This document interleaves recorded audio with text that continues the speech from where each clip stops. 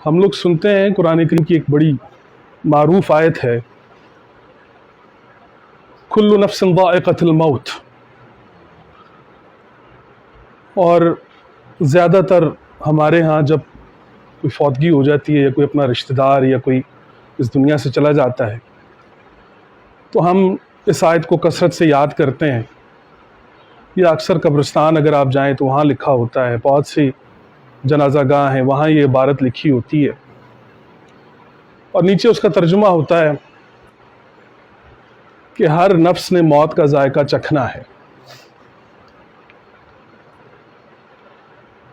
قرآن کریم دنیا کی پہلی کتاب ہے کہ جس میں ایک معنی کے لیے دو ورڈز، دو الفاظ نہیں ہیں، ایک میننگ کے لیے اس میں دو الفاظ نہیں ہیں، یہاں تک کہ وہ اگر زیر زبر کا فرق کرتی ہے، وہ کتاب اگر پیش آتی ہے یا تنوین آتی ہے، یا اگر ریپیٹیشن کے اندر بھی کوئی آیت دوبارہ اگر فَبِأَيِّ آلَاءِ رَبِّكُمَا تُكَذِّبَانِ 31 دفعہ سورہ الرحمن میں وہ آئی ہے، تو اگر وہ اس کو ریپیٹ کر رہا ہے تو اس کے اندر کوئی ریزن ہے، اس کے اندر کوئی وجہ ہے، یہ اعجاز ہے قرآن کا۔ تو قرآن کریم میں دو الفاظ ہیں، ایک ہے لذہ اور ایک لفظ ہے ذائقہ۔ اردو میں ہم اسے کہیں گے لذت اور ذائقہ۔ یہ بڑی اہم ترین چیز ہے کہ عربی زبان میں لذت اور ذائقے میں کیا فرق ہوتا ہے۔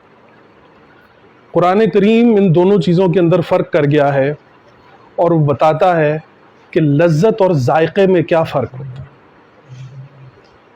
انگور ہے، فطرت نے اسے پالا ہے، اب فطرت ہی اس کو انجیکٹ کر رہی ہے، اس کے اندر جو گلوکوز ہے، جو مٹھاس ہے، وہ فطرت متعین کرتی ہے، اس میں انسان کا کوئی عمل یا اس کی کوئی دخل اندازی نہیں ہوتی، تو وہ فطرت نے ایک پیمانہ رکھا ہے اس انگور کے اندر، وہ اس پیمانے سے نہ بڑھتی ہے نہ گھٹتی ہے، تو جب آپ وہ انگور کھاتے ہیں تو وہ لذیذ ہوتا ہے، اس کی لذت ہوتی ہے، لیکن اسی انگور کے اندر انسانی عمل کی جب مداخلت ہوتی ہے اور انسان اس انگور کو بڑی خاص جگہ پر کچھ چیزیں ملا کر اسے زمین میں دبا دے یا کسی جگہ پہ رکھے تو پھر وہ انگور شراب بن جاتی ہے۔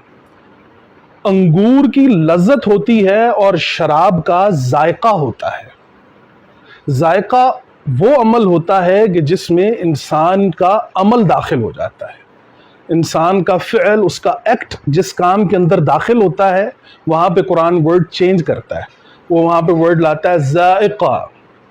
اور جب جس چیز کے اندر انسان کی مداخلت نہیں ہوتی، جہاں پہ فطرت جس چیز کو میٹ کر رہی ہوتی ہے، پریزنٹ کر رہی ہوتی ہے، وہاں پر وہ اس کو کہتی ہے لذت، یا جسے ہم عربی میں کہیں گے لذہ، لذت الشاربین، ایک جگہ قرآن میں اللہ تعالیٰ نے یہ فرمایا ہے۔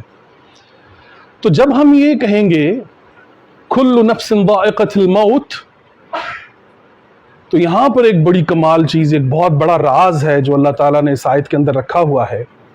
کل نفس، ہر نفس۔ اب نفوس کے اندر جب یہ بات آئے گی تو یہ مذاہب سے بھی باہر نکل جائے گی، یہ ہندو، مسلم، سکھ، عیسائی کوئی بھی ہو، پوری انسانیت جب نفس کی بات آ رہی ہے تو نفوس سب کے ہیں۔ قرآن کریم میں 3 نفوس کا ذکر ہے، نفس الامارہ، نفس اللوامہ، نفس المطمئنہ، تو اس میں یہ سارے لوگ آ جاتے ہیں جو ہندو، مسلم، سکھ، عیسائی۔ تو کل نفس ذائقۃ الموت کو جب آپ دیکھیں گے تو قرآن آپ کو یہ بتا رہا ہے کہ دراصل ہر پرسنالٹی کی موت کا ذائقہ دوسری پرسنالٹی کی موت سے مختلف ہے، الگ ہے۔ میرے مرنے کا جو ذائقہ ہے یا جو میری پرسنالٹی ہے وہ الگ ہے، آپ لوگوں کی الگ ہے، ہر انسان کی شخصیت دوسرے انسان کی شخصیت سے مختلف ہے۔ اسی ذائقے کا جو ماشاءاللہ استاد حضرات بیٹھے ہوئے ہیں، اسی ذائقے کے لفظ کا مادہ جو ہے قرآن کریم میں وہ ہے ذال واو قاف، ذوق جسے عربی میں کہتے ہیں۔ تو ذوق آپ جب اردو میں آئیں گے تو آپ کو پتہ چلے گا، جب ہم یہ کہتے ہیں کہ فلانے کو بڑی اس چیز کا ذوق ہے، فلاں کو بڑا ذوق ہے، بڑا شوق ہے، تو اس کا مطلب یہ ہے کہ آپ کا ذوق جو ہے وہ آپ کا ذائقہ متعین کرتا ہے۔ تو اللہ تعالیٰ نے جب قرآن کے اندر یہ کہا کہ کل نفس ذائقۃ الموت، تو دراصل آپ کے موت کا پیمانہ جو ہے وہ آپ کے ذائقے متعین کریں گے کہ آپ نے کن چیزوں کو اپنایا اپنی اس دنیا میں، اپنے افعال میں، اپنے اعمال میں، اپنی باتوں میں، اپنی لذتوں میں، آپ نے کن کن چیزوں کو اپنایا۔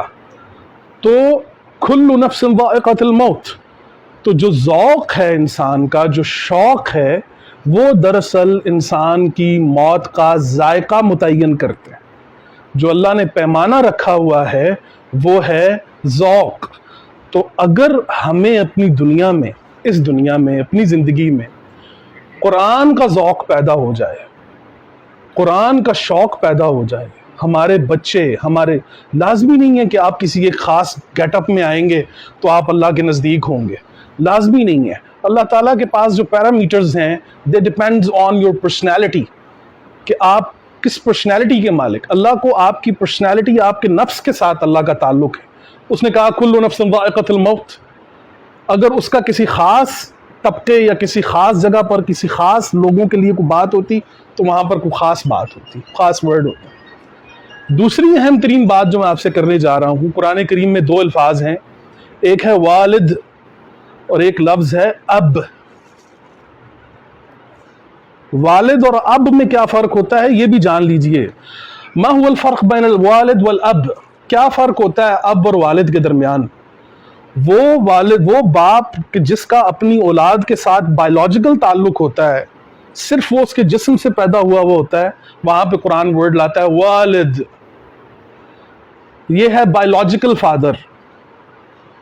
اور جہاں پہ ورڈ وہ چینج کرتا ہے اب، یا جسے ہم ابو کہتے ہیں اردو میں، تو وہاں پر وہ اس فادر کی بات کرتا ہے جس کا تعلق اپنی اولاد کے ساتھ آئیڈیولوجیکل ہوتا ہے۔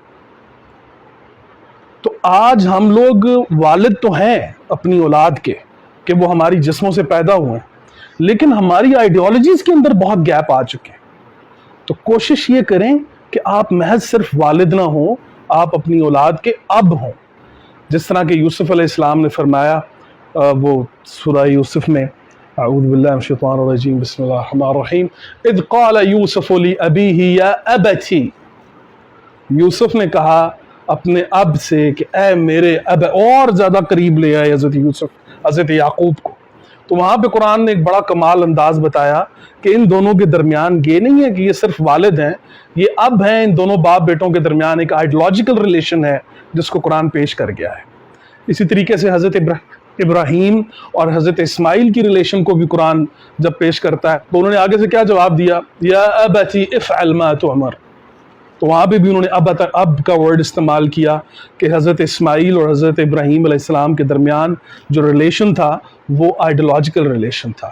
تو اللہ تعالیٰ آپ سب کے دل پر تسکین القرآن نازل فرمائے، اور اللہ تعالیٰ ہم سب کو قرآن پڑھنے اور سمجھنے کی توفیق عطا فرمائے۔ اس کتاب سے محبت کریں۔